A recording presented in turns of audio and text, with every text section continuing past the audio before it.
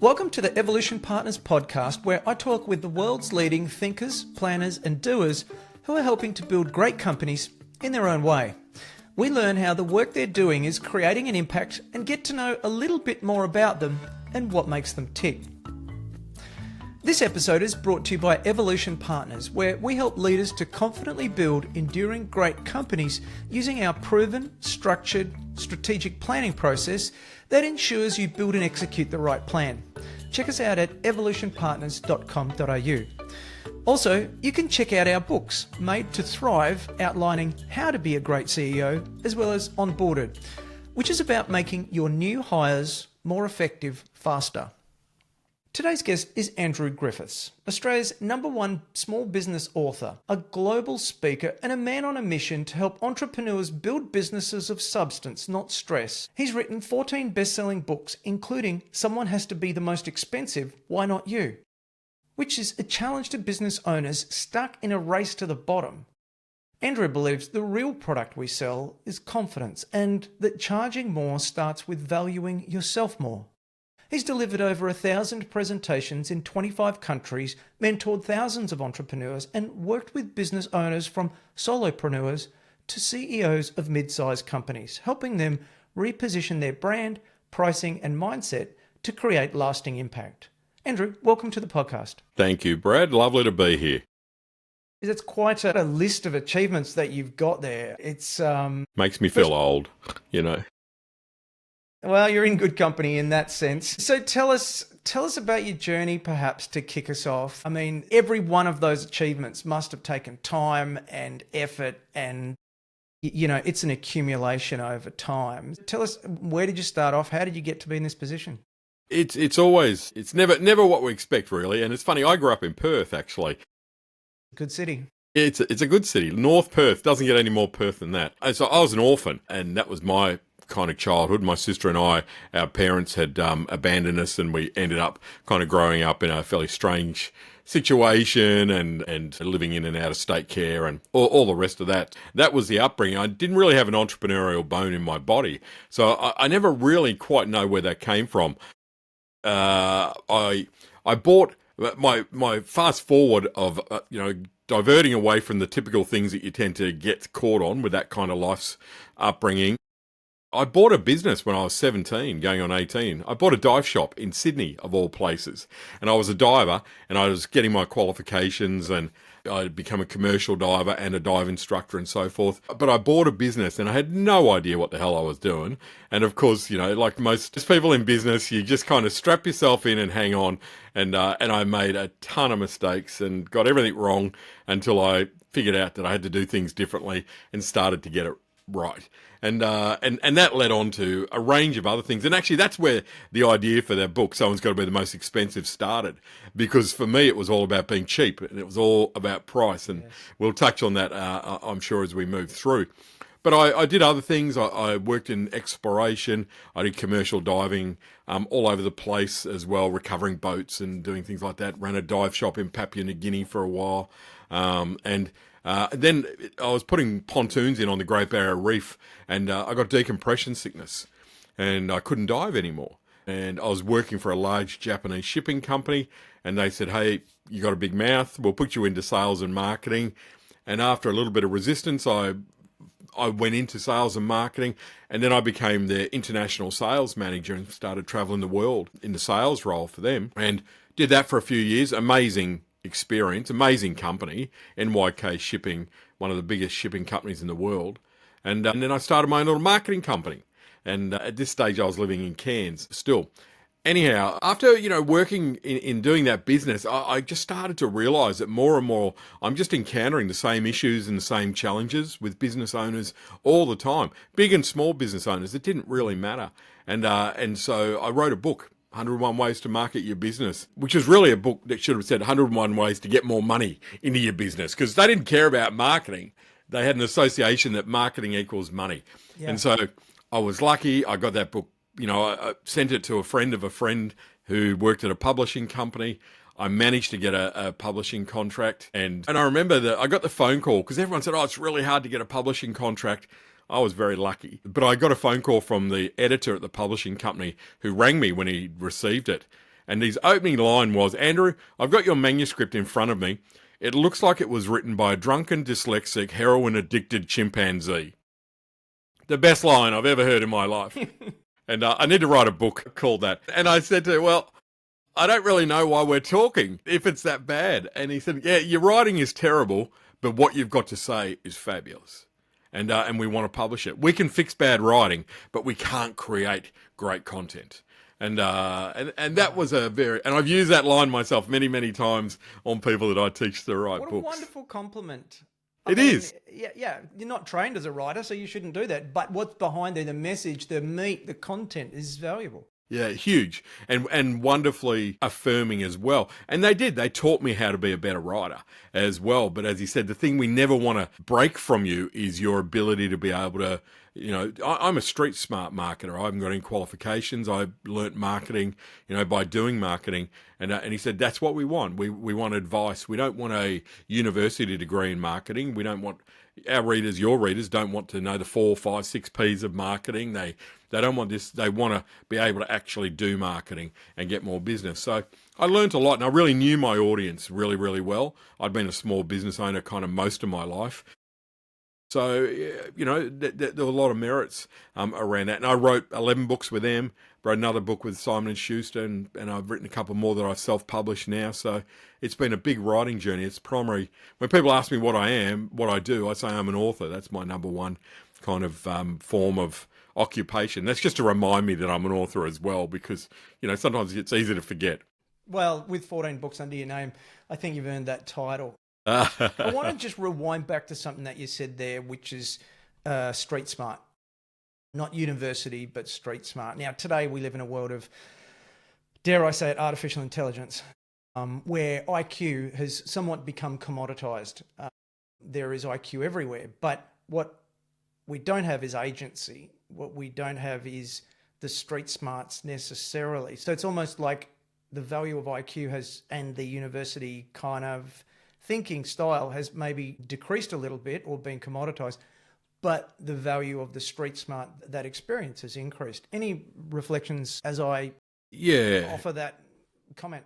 I think it's a really interesting observation, Brad.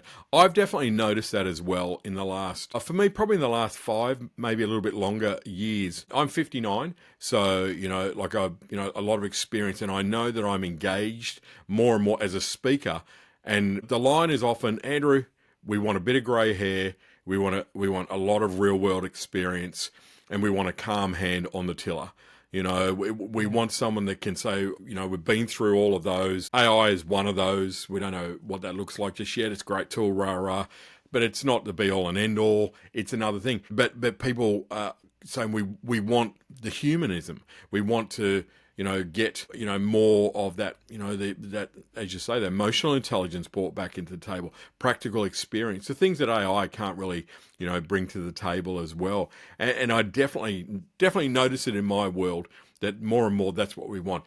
What's changed, Andrew? What can you reflect on? What do you think business owners need to do now?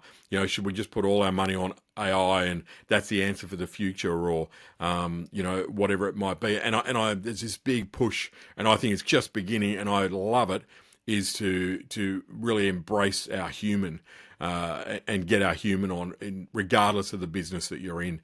I think it's one of the fundamentals, and I may just be writing a book about that.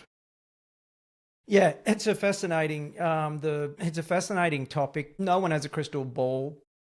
Some people profess that they do, but I think certainly we're seeing in the work that we do with companies, we're seeing some emerging trends of people who were going to hire someone but plan not to. Yeah. Or these little tiny things that are happening that are emergent of where things may be heading more, and that's driven by better productivity. The other one is people saying, look, we used to do something that would take us a few weeks and now it takes a day or two. So you see enough of those things and you can begin to kind of think about the real life kind of trends.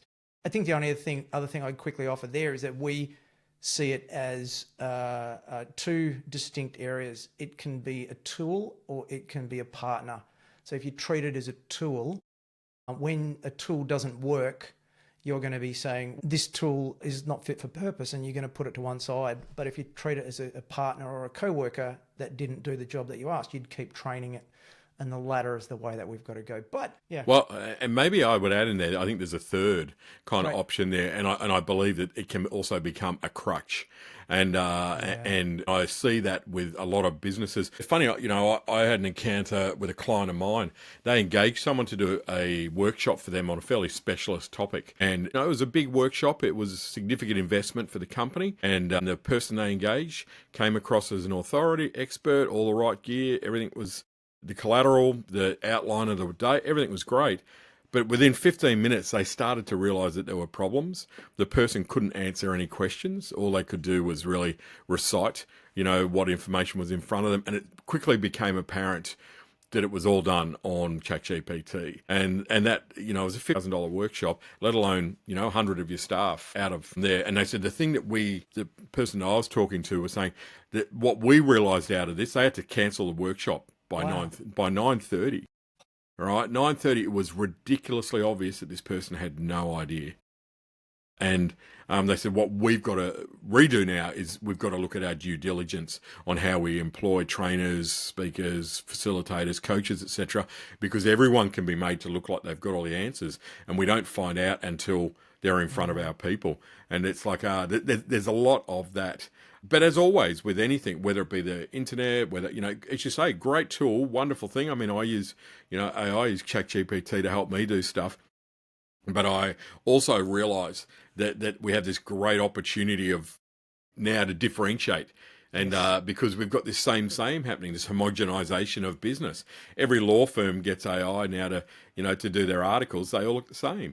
If you scroll through LinkedIn, you can tell a ChatGPT article a mile away if you know what to look for. For sure. We do, and there's just this homogenization of content, homogenization of website copy, homogenization of brochure copy, etc. And you go, well, we live in a world that craves unique and wants differentiation. That's really what my latest book's all about, is if you want to charge what you're worth, you can't just, look like everyone else. Interesting. Like a true professional. Brings us back to the topic at hand, and I love it. Thank you. So, I mean, first of all, what an important topic, A, and then B, what a great title for the book. Someone has to be the most expensive. Why not you? When you come up with that title, you must have thought, like, this is definitely it. I've nailed it. I'm sure it wasn't. The title came to me 40 years ago, and it just took me a while to write it. When I was in my dive shop, because my strategy was to be the cheapest, was to, you had to sell on price. And because I didn't know anything else, Brad. And so when you don't know anything else, you revert to the stories that you tell. Yeah. Or you've been told, and they generally are poverty mentality kind of stories. And I got really desperate, and I happened to, I won $5,000 on Lotto, and I was so in the hole with this business, it was like ridiculous. And the guy had come along a little while before then, saying he was a business coach. He'd heard that I was in trouble and that he could help me to get out of it. And I went, yeah. And how much is that? And he said $5,000. And I went, yeah, right, mate. I can't pay the rent. I can't put petrol in the truck. I'm sleeping in this dive shop because I can't, Anyway, I won this $5,000 on Lotto, and I took that as a sign from the universe. And I engaged him, and he came back with all these ridiculous ideas at the time. Differentiate yourself, stand out from the crowd, stop trying to be like every other dive shop. Someone's got to be the most expensive. It may as well be you, Andrew. But if you're going to be the most expensive, you've got to be the best. Are you the best? Well, probably not. Rah, rah. And so that title has hung with me from all that time ago. But since I've been writing books for the last 25 years and been doing traditionally the work, presenting and coaching and mentoring, all that kind of stuff, it's been one of the issues that just keeps coming up time and time again. I see fabulous businesses of all sizes that just cannot seem to charge what they're worth. And every part of the business suffers as a result of that. And we saw during COVID, we saw how many businesses went belly up in the first 10 days simply because there was no financial robustness in there. There was no financial fat, because they run so tight to the bone. And it's like, wow, it's the number one issue that I encounter in business of all things, is just not charging what you're worth. You were young when you realised this. I mean, I've seen many people who aren't young and still haven't realised this. Why do you think that so many smart business people fall into this trap?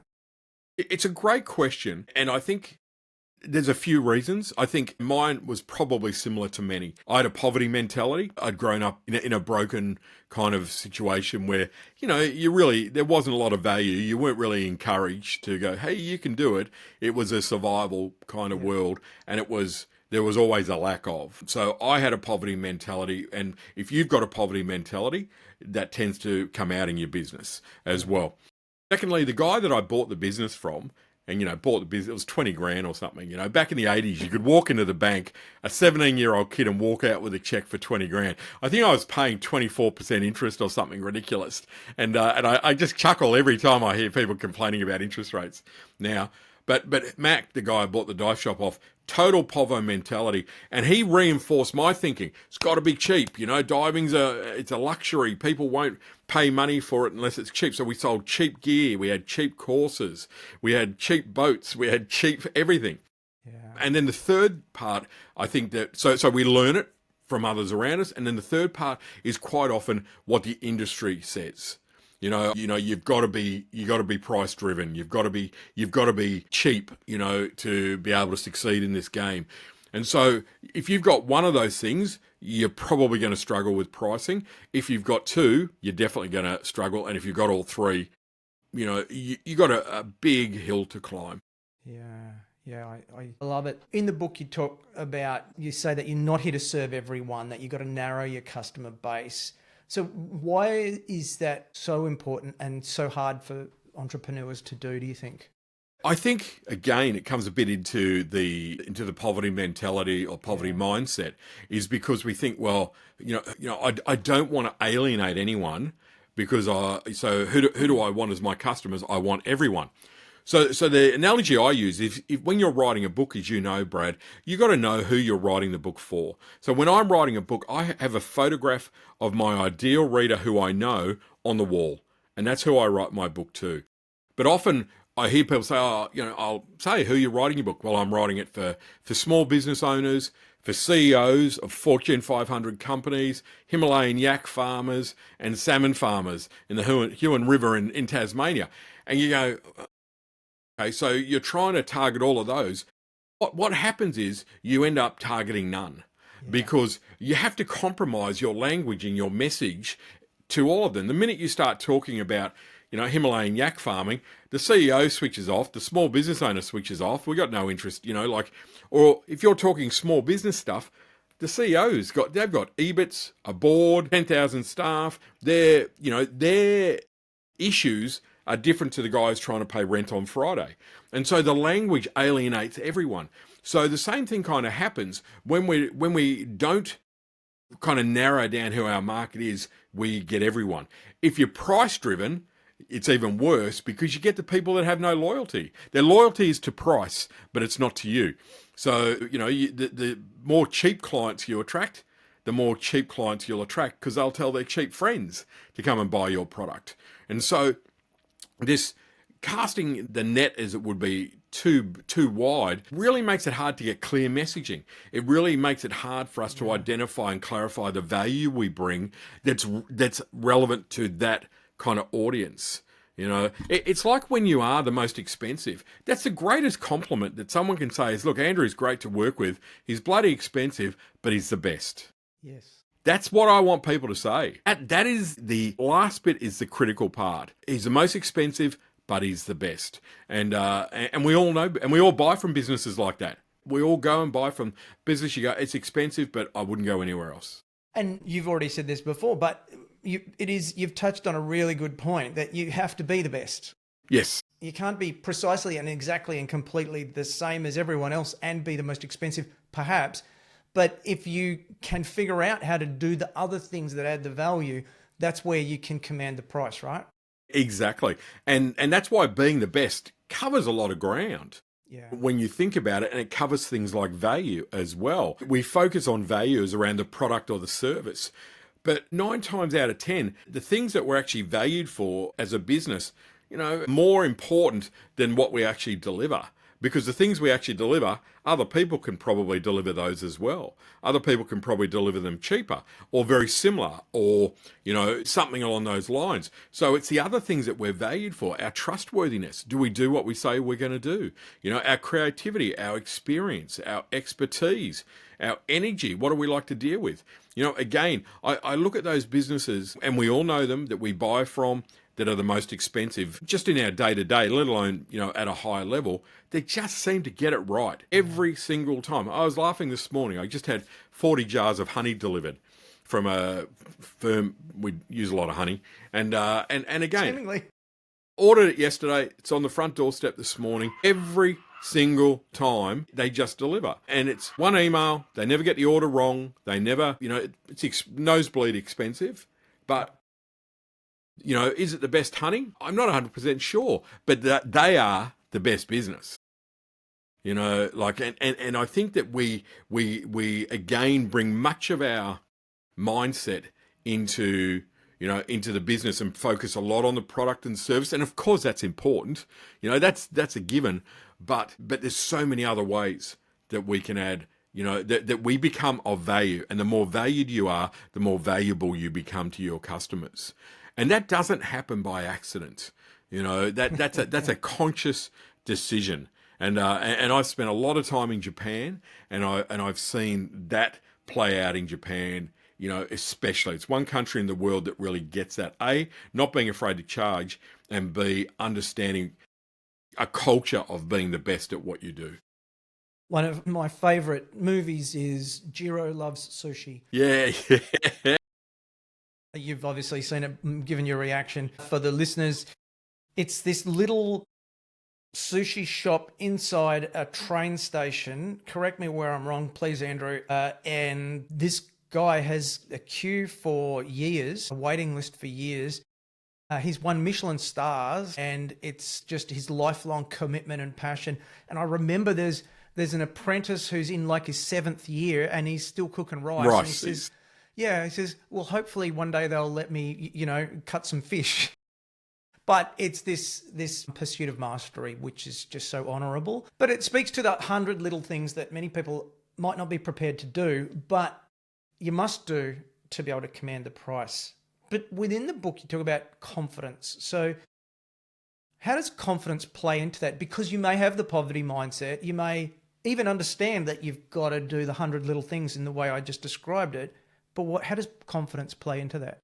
Yeah, and confidence, I guess confidence or lack of confidence is the reason that stops people from charging what they're worth or being the most expensive.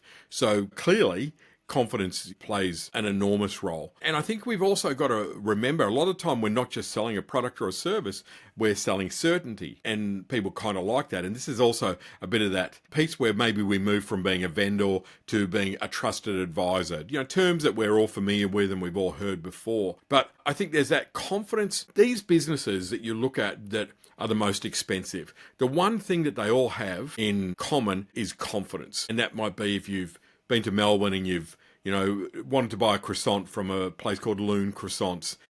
They open at 7:30, 6 o'clock, there's 100 people in the queue waiting. Yeah. It's a croissant. Yeah.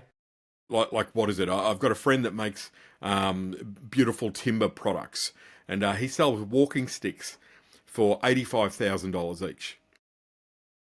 And he's a craftsman, amazing kind of guy. $85,000. You can buy a walking stick for $19 from any medical kind of centre, an aluminium walking stick.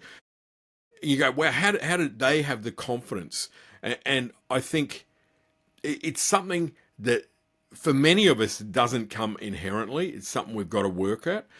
And there are those people who just somehow seem to have it. That they've just got this confidence and belief in what they're doing. Confidence makes it sound almost like they're cocky, but what I notice a lot of the time is what's more than confidence is obsession. They're obsessed with what it is that they do, and that in turn kind of gives them a kind of confidence. And it's an interesting thing. And because of that, they ooze trust. A great friend of mine's a photographer called Peter Lick, and he's an amazingly successful photographer, Australian guy, operates out of the States now. He's got a company. He's got, I think, 700 people that work for him as a photographer. Right. Yeah, wow. So think about that as a standalone thing. And I'll never forget one. So he's got the Guinness Book of Records for selling the most expensive print, a photograph of a lake with some trees on it I can't remember where it was now, sold for $6 million US, one image. And it was bought, it's not a particularly good image, to be brutally honest. You know what I mean? But it's like the emotional string of it attached. I was on a photo shoot with him many, many years ago, and I remember there's models and the scene is set and his staff this is before he was selling multi-million-dollar things, prints. Anyway, Peter's pulled up, got out of the car, put his camera on a tripod, wandered around a bit, click, folded up the tripod, put the camera back in the car and drove off. And everyone's looking around going, where's he gone? Where's he gone? Where's he gone? And it's like, Pete, where the hell are you? What are you doing? So I got the picture. This was film, not digital. This is the days of film, if it's not scary enough. And he got the picture that was used in million-dollar campaigns throughout Queensland. Stunning shot, right image. And you go, I don't know if that was brilliant or just sheer lunacy, but confidence kind of flows. It's hard to get to, but we can work on it, And often, Brad, that for me is a lot of what I would do with people is help them to see the confidence in what it is that they do. Because we see it from the outside. Like you're advising companies all the time. You can see they're extraordinary, often better than they can see it. Yeah. You can see their things that make them different, even their culture to some degree from the outside, whether or not they respect their customers, whether or not they respect their staff. Those things we see differently, and often the business owner can't quite see those things. Sometimes the barriers to raising price can be just outrageous. I can think of several situations where I've been with leadership teams and explaining to them that the business can't keep running on this smell of an oily rag. We need to switch things up, and the economics make perfect sense. But emotionally, they've just got these huge barriers. And even when I say to them, okay, so if we lost 20% of our customers, what would happen to the profit if we put the price up by 10% or 5% or whatever? And better the off. maths is yes, absolutely brilliant. But still, they've got these barriers. Is this the poverty mindset that you're talking about, do you think? It is. It's a little bit tougher too when it's a perhaps either a leadership team or a sales team, as well. And two different kind of beasts, right? Sales team don't like prices going up because they perceive that makes their job harder when they don't really kind of get the whole kind of concept that we're talking about. But you're 100% right.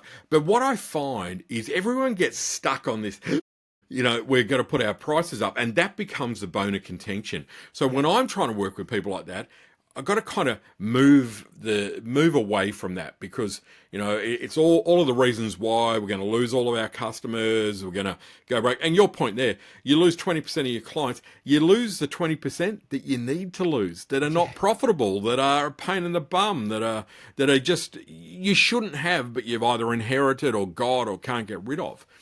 But when it comes to that change, it's very difficult to just say, right, we're going to go and put our price up by 20%, because their head is going, loss, I want to buy a boat this year. My job's now not going to be that stable. Fear comes into it. What I think, there's a few different ways that I tend to go about that. One is we've got to look at what are the benefits to the customer. Start there, and people go, well, what are the benefits to the customer of charging more? Well, that's what you've got to get off your bum and figure out. Just putting up there, if it's just a benefit to you, why is the customer going to be engaged on that? You've got to turn around and say, look, we're changing our model. We want fewer customers. We want to only work with our best customers so we can improve our service, so we can have a better product offering, so we can get stuff to you faster, so we can do that. Now, to do that, okay, and we also want to take care of our employees more, and we want to do, now, if we can do all of that, you're going to end up benefiting this way, but we've got to charge you a bit more to do that. Yeah. And that conversation then is more about, well, how do we make it more compelling? Exactly. We're changing that kind of piece. So we've got to break people out of this. And I think that often we need to do things that are a little bit of a dramatic change as well. So when a business that I'm working with, they're really stuck in that being the cheapest kind of end of town.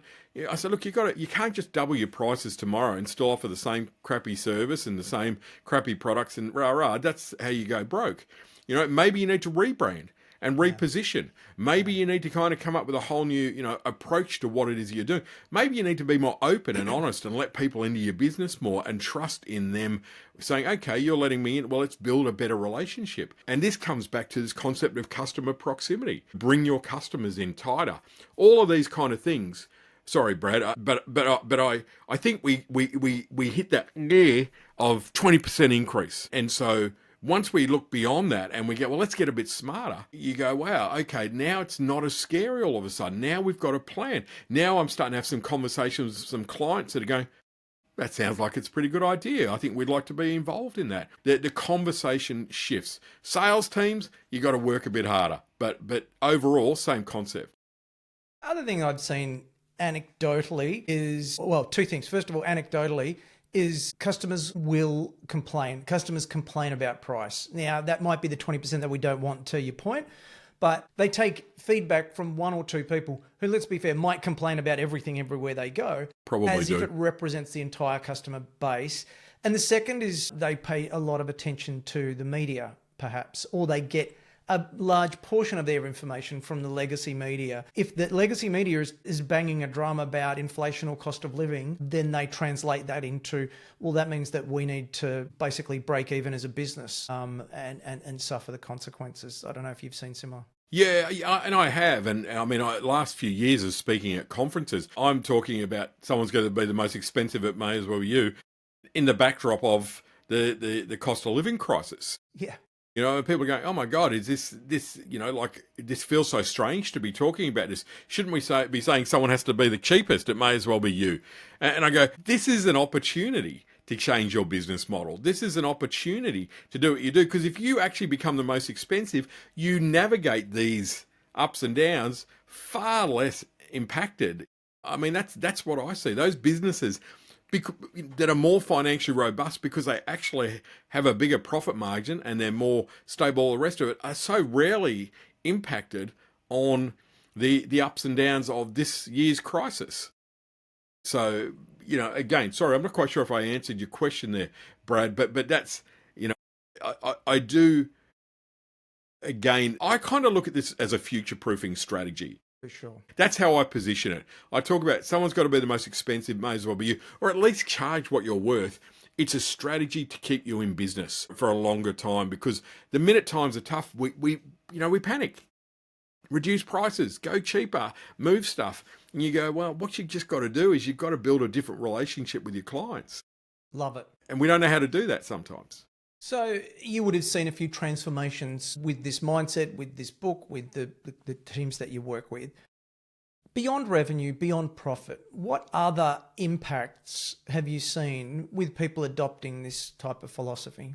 It's really interesting. And I've worked with law firms, accounting firms, some manufacturing, hospitality, all kinds of businesses, Brad. And it's really interesting. And the first thing, and they go into this process with trepidation. They have to put a lot of trust in me, and I really honor that, and I really get that. But the things that they notice are that their customers change. And the first thing that happens is they lose a few clients that are ringing up and they go, how much are you? And they say, oh no, you're too expensive. And initially they don't like that because they're used to getting all the clients because they're too cheap. And then they start to get comfortable, and I hear them parroting back a bit. Yeah, but they weren't our client. They weren't our customer. They were the wrong ones. We're sticking to our prices. The first year of charging more is the toughest one. So the team starts to change. The team starts to be a bit more proud of what it is that they're doing. The team knows that we're selling on quality, that we're selling on trust, that we're selling on value. We're selling on these things, not on price. And you hear them change. You notice they start to dress a little bit better. You notice that they start to be more confident in themselves. The business starts to attract a new client. So you get these new kind of clients that they've never seen before, but they've heard through the grapevine that this business is the best. And so there are those who are always looking for the best. So they attract that. So there's lots of these changes, but the most beautiful one is to see the business owner change. Yeah. And they always say the same thing to me: I should have done this years ago.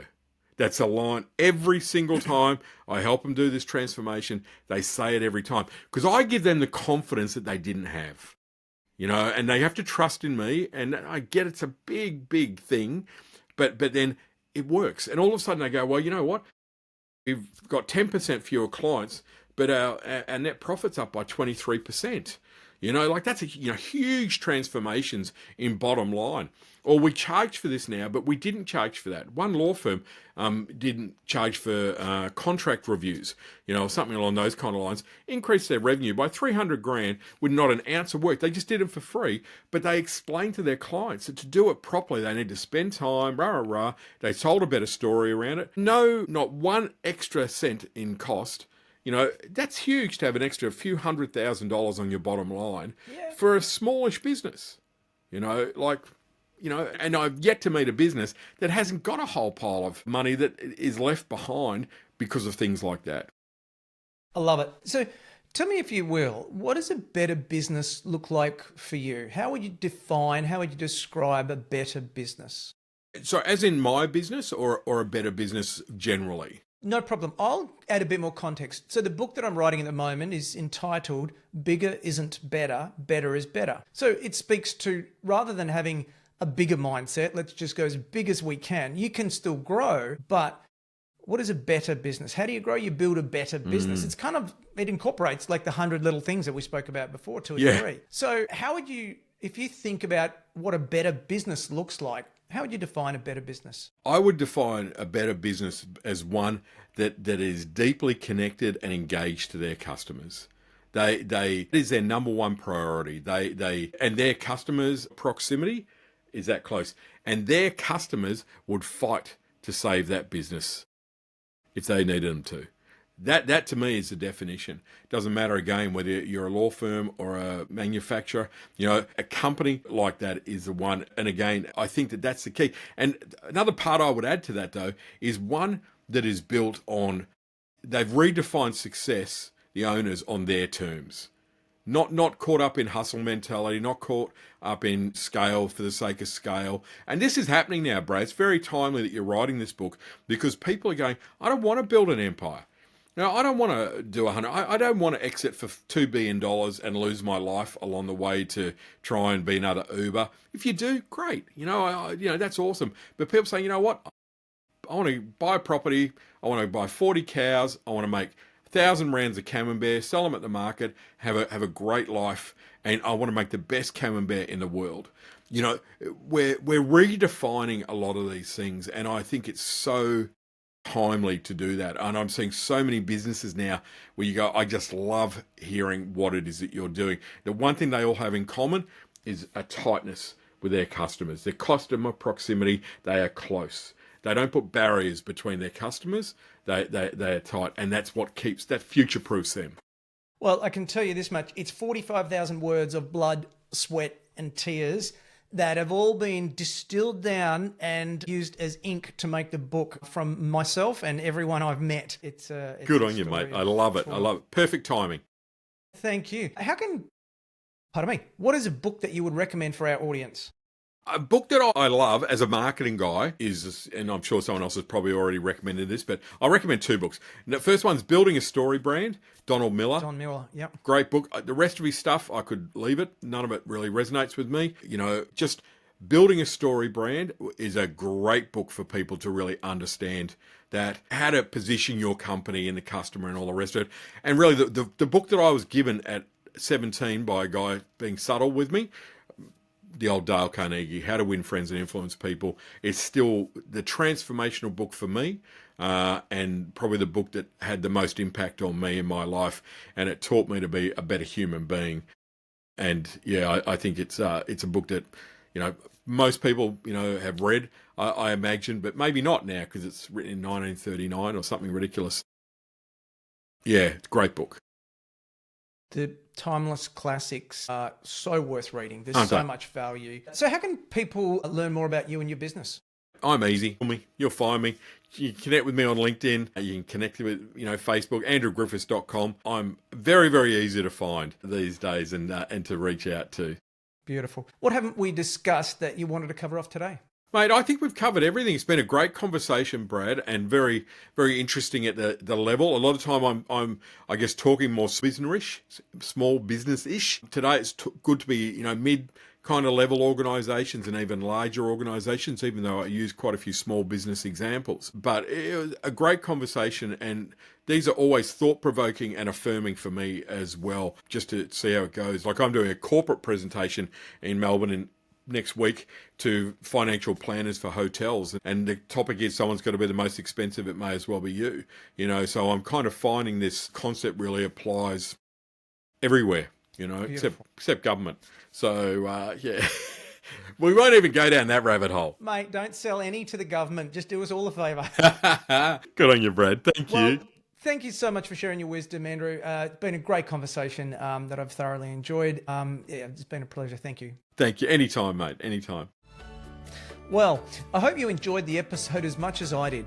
If you'd be kind enough to leave a review for the podcast, that'd be really helpful to other like-minded entrepreneurs, and then we can grow our community. If you want to find out more about our guests, head over to evolutionpartners.com.au/podcast, where you can find show notes and other additional reading. Hope to see you back next week. Until then, keep thriving.